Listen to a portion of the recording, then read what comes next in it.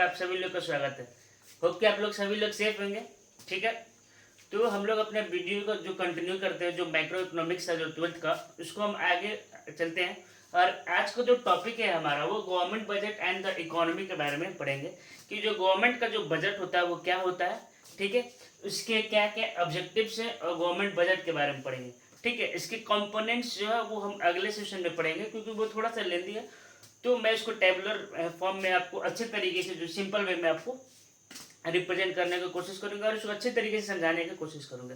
जैसे अब तक हमने जो डेफिसिट डिमांड और एक्सेस डिमांड का जो कंसेप्ट था उसको पूरी तरीके से समझ लिया है। अब जो हमारा 10th जो चैप्टर है वो है गवर्नमेंट बजट। तो आप सभी लोग ने बजट का नाम तो सुना होगा कि जो फर्स्ट जो फरवरी होता है उस समय जो है जो गवर्नमेंट होती है, जो रिप्रेजेंटेटिव गवर्नमेंट है जो लोकसभा में, वो क्या करते हैं, जो बजट होता है वो पेश करती है। तो वो हमेशा 5 के मंथ्स में करती है। उससे पहले उसको अप्रूवल लेना होता है, किससे, पार्लियामेंट से अप्रूवल लेकर वो गवर्नमेंट बजट जो है वो पेश करती है।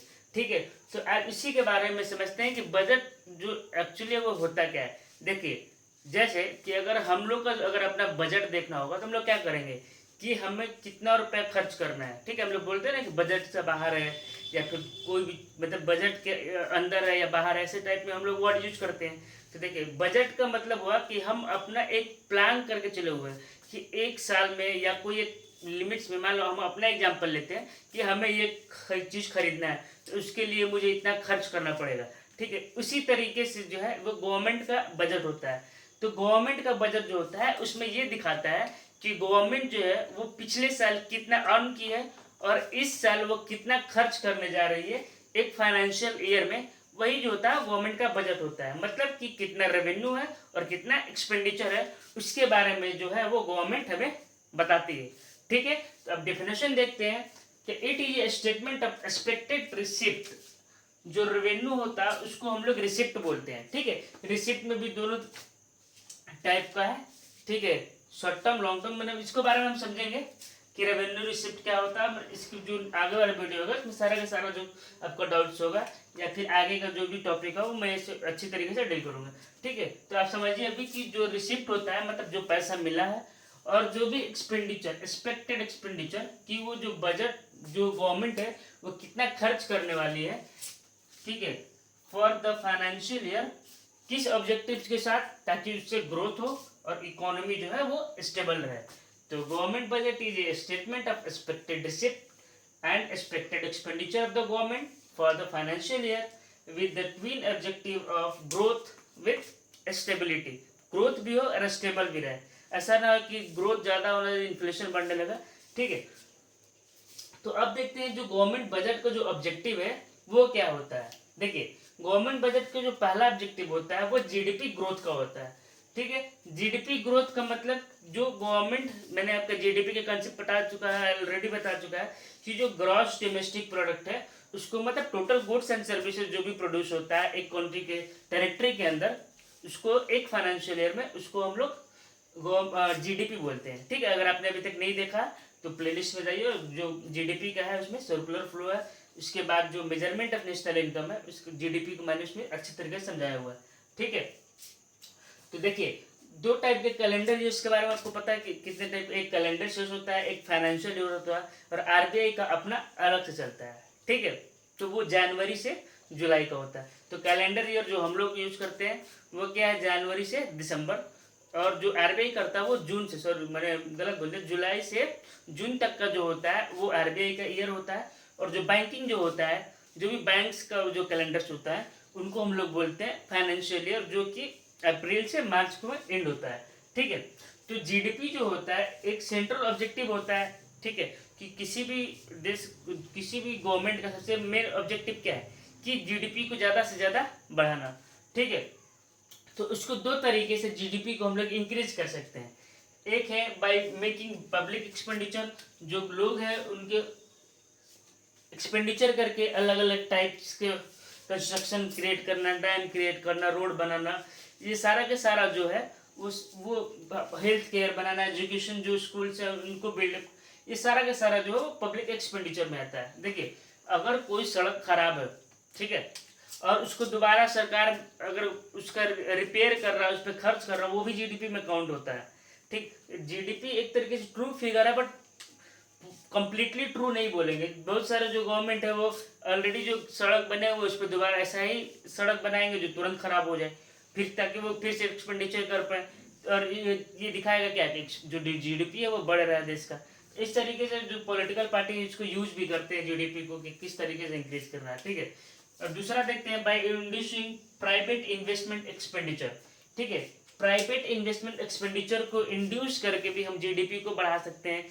प्राइवेट इन्वेस्टमेंट एक्सपेंडिचर का मतलब कि जो भी प्राइवेट इंटरप्राइजेज हैं उनको हम सब्सिडीज दें, उनको जो टैक्सेशन है वो कम करें। ठीक है, इसके थ्रू भी जीडीपी का ग्रोथ को हम लोग बढ़ा सकते हैं। ठीक है, जो भी सरकार है वो कॉरपोरेट्स को सब्सिडीज देता है ताकि ज़्यादा से ज़्यादा गुड्स बनाए, ज़्यादा गुड्स बनाएगा, बिकेगा तो हमारा जीडीपी जो है बढ़ेगा। दूसरा, allocation of resources. Allocation of resources का मतलब होता है कि जो भी सरकार है, क्योंकि रिसोर्सेज जो क्या है वो लिमिटेड है, तो ऐसा तरीके से एलोकेट करे। बजट में लिखा रहता है कि कहाँ स्पेसिफिकली लिखा रहता है कहाँ इन्वेस्टमेंट करना है। ठीक है, किस तरीके से मतलब स्पेसिफिकली लिखा रहता है बजट में। तो वही है कि एलोकेशन ऑफ रिसोर्सेज के बारे में ये बताता है कि एलोकेशन ऑफ रिसोर्सेज समझ में आ गया आपको कि इसका दो ऑब्जेक्टिव होता है। एक होता है कि आपको प्रॉफिट मैक्सिमाइजेशन हो, बट उसके साथ साथ लोगों का वेलफेयर भी हो। तो बजट में ये कभी नहीं लिखा रहेगा कि आपका जो अल्कोहल है उसको ज़्यादा से ज़्यादा बेचिए, उससे तो प्रॉफिट तो ज़्यादा मिलता है, सरकार को ज़्यादा टैक्स मिलता है, लेकिन उससे सोशल वेलफेयर है नहीं है। तो ऐसा प्रोजेक्ट जिसमें सोशल वेलफेयर हो और प्रॉफिट भी हो, तो गवर्नमेंट में वो भी मेंशन, जो बजट होता है उसमें मेंशन किया रहता है एलोकेशन ऑफ रिसोर्सेज के। जैसे कि बहुत सारा योजना आती है, बहुत सारा प्रोग्राम जो होते हैं, जैसे बिहार में अभी जो चल रहा है जल घर योजना, हर घर को जल मतलब जोड़ना है नल के साथ, तो वो वाला योजना भी इसी के अंदर आ सकता है। ठीक है, फिर provision of public goods. Provision of public government जो बजट होता है उसमें ये लिखा रहता है कि कैसे गुड्स को, मैंने लोगों के पास जो गुड्स है वो ज़्यादा से ज़्यादा लोगों को सामान मिले, ज़्यादा से ज़्यादा उनका जो सप्लाई है वो कंटिन्यू बना रहे।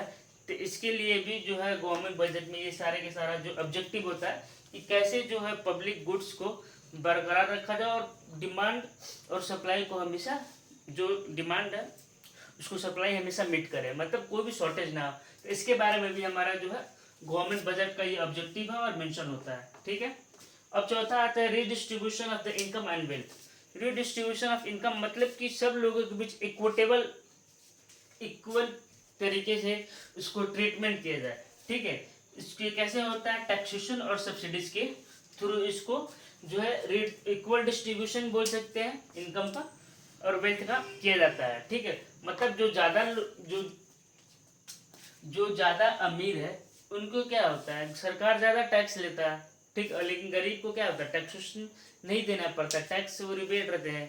ठीक है, उनके कम टैक्स करता है और उनको सब्सिडीज भी प्रोवाइड करता है। तो इस तरीके से जो है वो दोनों के बीच में इक्विटेबल लाने का, सोशल जस्टिस लाने का जो गवर्नमेंट बजट में लिखा रहता है कि लोगों के बीच में इक्वालिटी बना रहा है। ठीक है, तो ऐसा टैक्स जो ज़्यादा कमाता है और जो ज़्यादा पे करता है उसको हम लोग प्रोग्रेसिव टैक्स बोलते हैं, और जो रिग्रेसिव टैक्स होता है उसका मतलब जो लोग कम कमा रहे हैं लेकिन टैक्स ज़्यादा दे रहे हैं तो उसको रिग्रेसिव टैक्स बोलते हैं। हालांकि इसको आने वाले वीडियो में हम लोग देखेंगे कि प्रोग्रेसिव अलग अलग टाइप के टैक्सेशन पॉलिसीज क्या है गवर्नमेंट का।